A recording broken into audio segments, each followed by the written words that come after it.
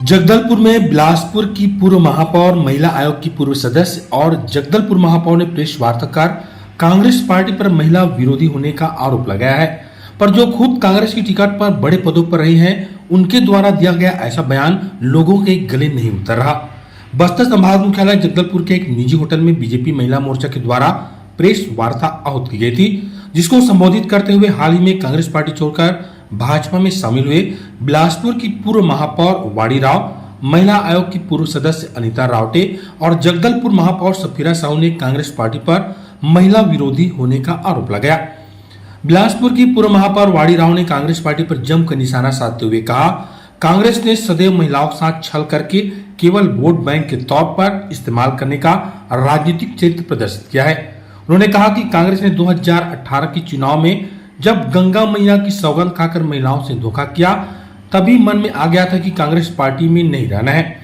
महिला आयोग की पूर्व सदस्य अनीता रावटे स्व सहायता समूह के मुद्दे को उठाते हुए कहा, कांग्रेस ने कहा था कि महिला स्व सहायता समूह का कर्जा माफ कर देगी तथा महिला स्व सहायता समूह को धोखाधड़ी से बचाने एवं आर्थिक स्थिति सुधारने हेतु सख्त नियम बनाए जाएंगे, लेकिन कर्ज माफ तो किया नहीं, उल्टे रेडी टू ईट योजना का काम छीनकर उनको रातों रात बेरोजगार कर दिया और उनकी जगह अपने खास लोगों को काम देकर उपकृत किया गया है। जगदलपुर महापौर सफीरा साहू ने कहा कि कांग्रेस के प्रदेश अध्यक्ष दीपक बैज महिलाओं के साथ दुर्व्यवहार और अपमानित करते हैं, जबकि भाजपा में महिलाओं को न केवल योजनाओं में अपितु संगठन में भी सम्मानित किया है। इसका आभास उन्हें विकसित भारत के तहत होने वाले शिविरों महिलाओं का प्रधानमंत्री नरेंद्र मोदी के प्रति सम्मान देखकर हुआ। महापा ने कहा कि आगे चलकर कांग्रेस की और भी महिलाएं कांग्रेस छोड़कर भाजपा में शामिल होंगी। देखिए, पहले तो मैं सभी को नमस्कार बोलना चाहूंगी। प्रदेश अध्यक्ष जो है वाकई महिलाओं का सम्मान नहीं करते हैं और कांग्रेस पार्टी ये साबित कर चुकी है, चाहे वो जिला अध्यक्ष हो चाहे प्रदेश अध्यक्ष हो, जो महिलाओं का सम्मान है वाकई भारतीय जनता में है और सब पर देखना चाहिए। भारतीय जनता पार्टी से महिलाओं का सम्मान होता है और जो अभी आज हम बस्तर लोकसभा क्षेत्र जगदलपुर में बैठे हैं और जो बस्तर के प्रत्याशी है, इन लोग नारी न्याय योजना की बात करते हैं, तो मैं खुद एक महिला और शायद आप लोगों को इस बात की जानकारी पहले से है कि जो जिस तरीके से उन लोग मेरे विषय में अनगन बातें करते हैं, तो जो नारी का सम्मान नहीं करते हैं, तो मुझे नहीं लग सकता कि ऐसे प्रत्याशी लोकसभा में जीत हासिल कर पाएंगे। और जैसे प्रधानमंत्री जी की योजनाएं हैं, मैं खुद कांग्रेस में महापौर पद में थी और वहां से मेरा यहाँ आना कहीं ना कहीं वहां पर मुझे अपमानजनक बहुत सारी ऐसी चीजें सामने आई और भारतीय जनता पार्टी में जो विकसित भारत संकल्प शिविर का जो सरकार बनने के बाद लगातार जो कार्यक्रम हुए, वहां पर प्रधानमंत्री जी और हमारे मुख्यमंत्री विष्णुदेव साय जी की जो योजनाएं थी, खासकर नारी शक्ति के लिए, उसमें इतनी अच्छी योजनाएं थी कि एक एक जो महिला है वहां पर आकर मोदी जी के बारे में बता रही थी, एक एक महिलाएं प्रधानमंत्री आवास के लाभ के बारे में बता रही थी। और स्वनिधि योजना, जो कि स्वनिधि योजना जो है वो भी प्रधानमंत्री जी की योजना है और उसमें अगर आप जाकर देखेंगे अंदर, तो अधिक से अधिक महिलाओं को लाभ मिला है। तो ऐसी बहुत सारी योजनाएं हैं जो भारतीय जनता पार्टी और हमारे प्रधानमंत्री जी की योजनाएं हैं और कहीं ना कहीं उससे हम प्रभावित हुए और आज बाकी सभी बातें हमारे साथ जो बैठे वाणी दीदी और अनीता दीदी ने बताई है। और मैं ये कहूंगी कि सिर्फ ये 3 महिला सामने नहीं है, अभी महिलाओं की कतार है और भारतीय जनता पार्टी सबका स्वागत वैसे ही कर रही है और आगे भी करेगी। और निश्चित जो बस्तर में हम जीत तो हासिल करेंगे, छत्तीसगढ़ की 11 की 11 सीट हम जीतेंगे और भारत में तीसरी बार फिर हम प्रधानमंत्री नरेंद्र मोदी जी को ही बनाएंगे। नामांकन के समय में पूर्व मुख्यमंत्री भूपेश बघेल जी आए थे, उनका ये हम जब उनसे सवाल किए कि पार्टी छोड़ के महिलाएं जा रहे हैं तो आपने पार्टी को नुकसान होगी, तो नहीं हमको फायदा होगा, इस तरह से बात कही उन्होंने। बताइए। देखिए, फिर ये प्रश्न का उत्तर पूर्व मुख्यमंत्री जी दे सकते हैं जिन्होंने ये जवाब दिया है। यही तो संगठन का विघटन है, यही संगठन कि जो एक यहाँ पर एक माहौल बना हुआ था वो महिलाओं के लिए बिल्कुल अच्छा नहीं था। आज छत्तीसगढ़ में, हाँ, कांग्रेस की सरकार थी, स्वाभाविक है कि उसी सरकार की मैं चर्चा कर रही हूँ। छत्तीसगढ़ का स्थान महिलाओं के खिलाफ अपराध में 5वां था। वो छत्तीसगढ़ जहां महिलाओं के सम्मान और सुरक्षा की सबसे अधिक मोदी जी ने गारंटी हमेशा दी। और जब पिछले और कार्यकालों में 15 साल रमन सिंह जी का कार्यकाल था और अभी वर्तमान में कुछ महीनों में ही हम देख रहे हैं कि महिलाओं के लिए हमारी सरकार बहुत सारे काम कर रही है। ये 5 साल तक महिलाओं के खिलाफ तमाम अपराध हुए जिस पर सरकार चुप रही, और ऐसी कोई भी योजना नहीं थी जिसमें सरकार ने वादे करने के बाद उन्हें पूरा किया हो। हम देखते थे कि पूरे प्रदेश में सिर्फ वादों की बात रही। पूरे तमाम जितने भी बोले गए कि भाई पेंशन दिया जाएगा, पेंशन में वृद्धि की जाएगी, महिलाओं को कोई भी चीज का जो है इम्प्लीमेंटेशन नहीं हुआ। महिलाओं के संदर्भ में तो मैं निश्चित रूप से कहूंगी, कहाँ है वो जो महिला सेल जो थानों में बनाने वाले थे?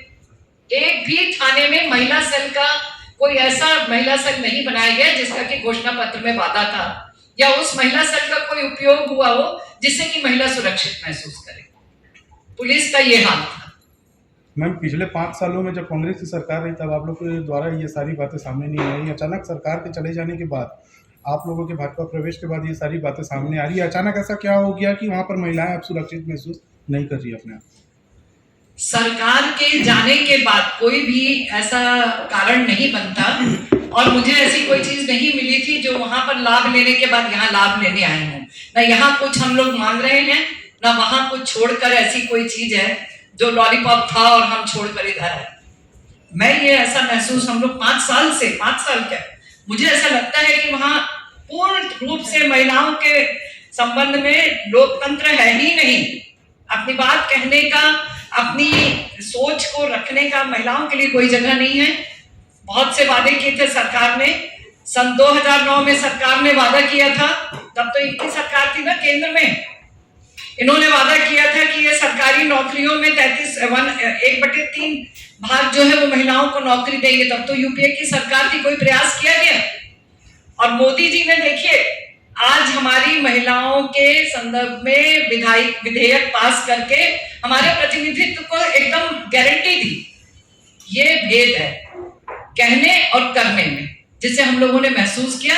और उस गारंटी के बाद तो बहुत सी महिलाएं ऐसा महसूस करने लगी कि यदि उनकी प्रतिभा को कहीं आंका जाएगा, उनके प्रतिनिधित्व का कहीं महत्व है, तो भारतीय जनता पार्टी। राहुल गांधी बोलते हैं अगर सरकार बनती है तो महिलाओं को 1 लाख रुपए देंगे हर साल। बोलते हैं, करते हैं। पहले जो बोला वो किया क्या? यहाँ तो जो बोला उनके खातों में पैसे चले गए, वहां जो कुछ बोला अभी तक तो नहीं हुआ। तो ये चुनावी जुमला है, इसमें बहुत इफ्स एंड बट्स हैं। समय उनके पास और कोई तरीका नहीं है। महिलाओं देख रहे हैं कि महिला वोटर एक तरफा मोदी जी के पीछे जा रही हैं।